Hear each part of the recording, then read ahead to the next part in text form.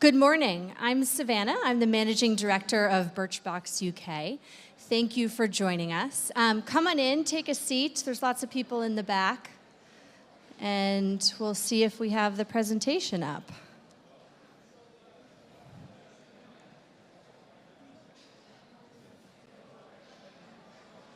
Fabulous. Great. So thank you again for joining us. My name is Savannah. Again, come on in if you're joining just now. I'm the Managing Director of Birchbox UK. And I'm going to tell you a little bit about the Birchbox story and how it all began, provide some insights into who our customer is, and then share some specific examples about how we're driving growth. So first, want to provide some context and start at the beginning. And before we dive in, raise your hand if you've heard of Birchbox. Great, great, doing pretty well. For those of you who are less familiar, Birchbox pioneered the Birchbox pioneered the subscription box, and we redefined the experience of shopping for beauty online by really putting personalization and discovery at the heart of the experience. So that's the model in a nutshell. In terms of why we exist and how it all began, Katya and Haley, our two co-founders, met at Harvard Business School. And as good business school students, they decided to write a business plan. And so back in 2010, they looked at the market and they saw three things. The first was that e-commerce growth was on an unbelievable upward trajectory across all categories, except for personal care. Less than 2% of beauty purchases were online. So there was definitely an opportunity for disruption. The second thing they noticed was that there's always been sampling in beauty. We certainly did not invent that. But typically, the way it was done was that a customer would come into a store or go to the counter, they'd purchase a product, and then the team member would give them some samples to go home with as a little extra goodie. So inherently, that's about customer loyalty, not about customer acquisition. And there's really no way to track the ROI of that.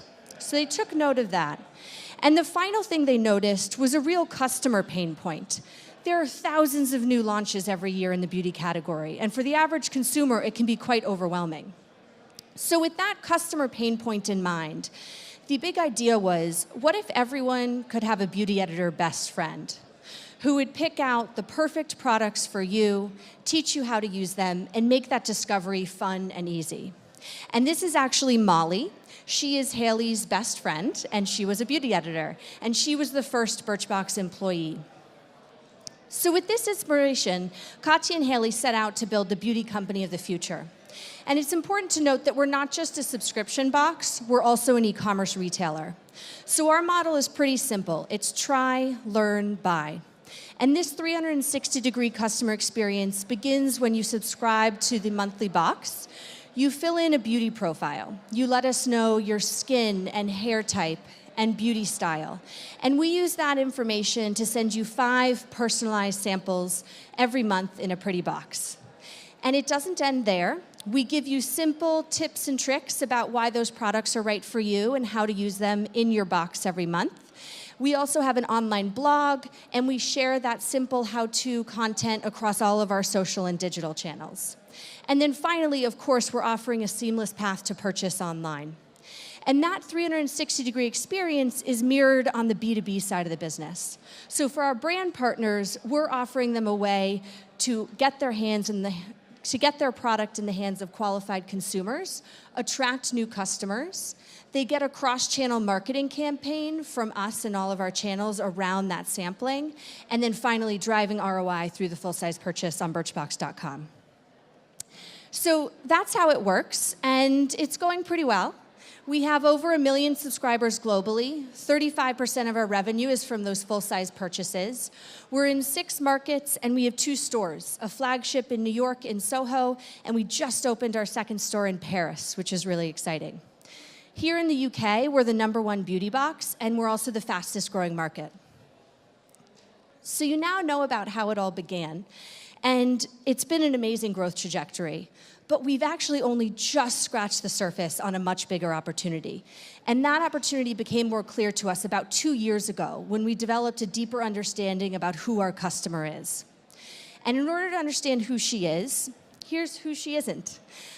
Most prestige beauty retailers today focus on a small portion of women, about 20% of the population, who are what we call beauty junkies. They're obsessed with beauty, they're really adventurous with product, they follow influencers and are very trend-based, they know a lot about how to use products, and they're willing to spend most of their disposable income on beauty.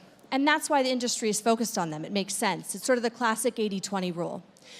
And in terms of how the industry is catered to them, it's really about assuming knowledge, using this type of imagery to attract new customers.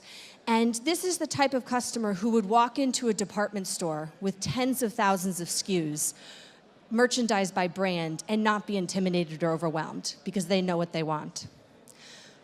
We take a dramatically different approach. And about 2 years ago, again, we realized that we over-index in and attract a different type of customer. We call her the beauty majority. And that little highlight's supposed to be on the beauty majority. The formatting's gotten a little funny here. So the beauty majority is a different type of consumer.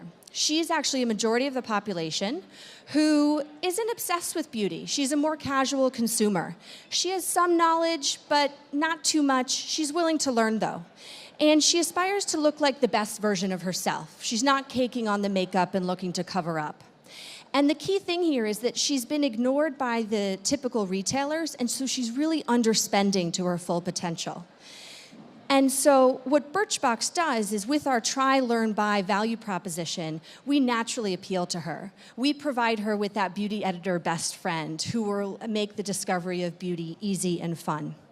And not only is it a large population and therefore a big opportunity, what's really interesting is that by engaging her and helping her discover new products and building her confidence in beauty, she then changes her spending patterns and she's willing to then try out a new brow product or buy that more expensive serum.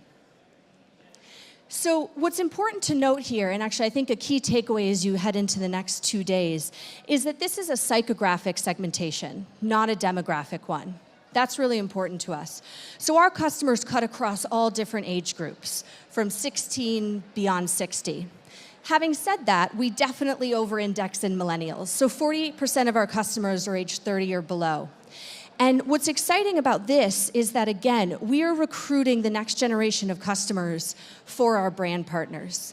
And because she's beauty majority and she's not as engaged in the category, she's going to be new to your brand and product. And once she discovers it, she'll fall in love and tell her friends and family about it.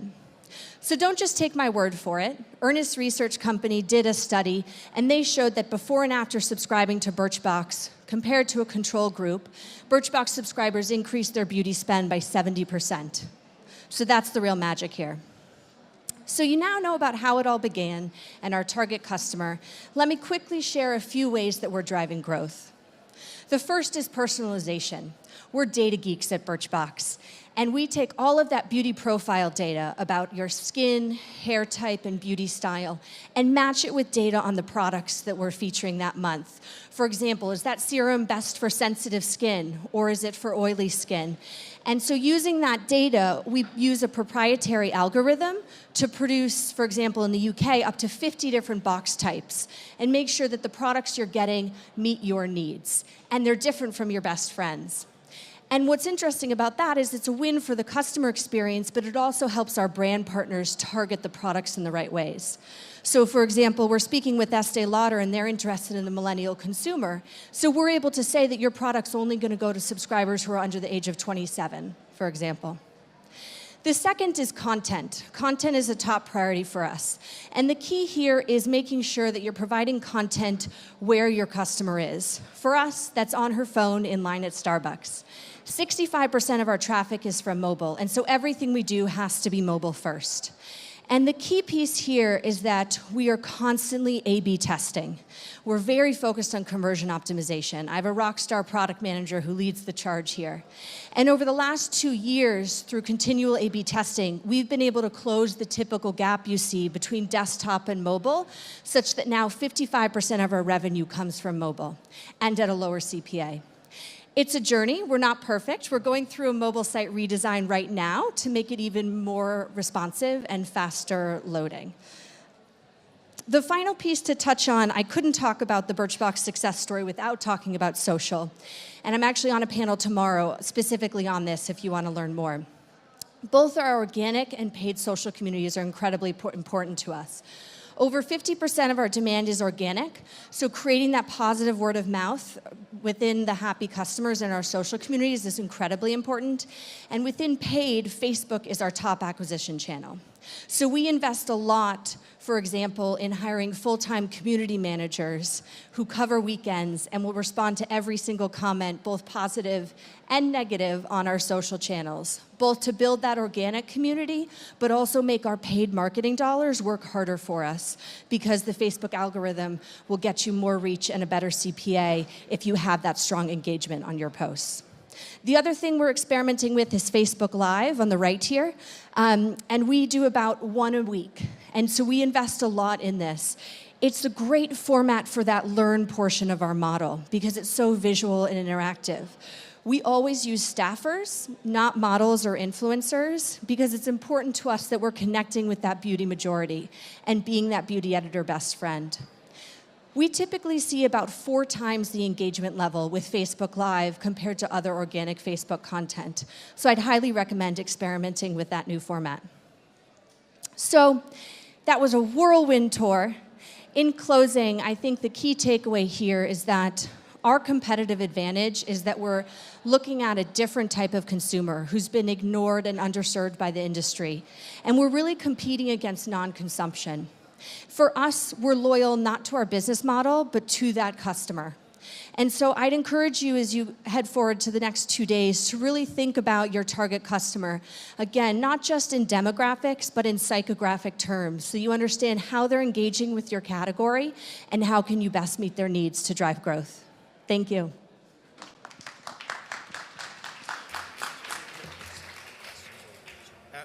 Savannah, thank you so much for that. That was absolutely excellent and at speed.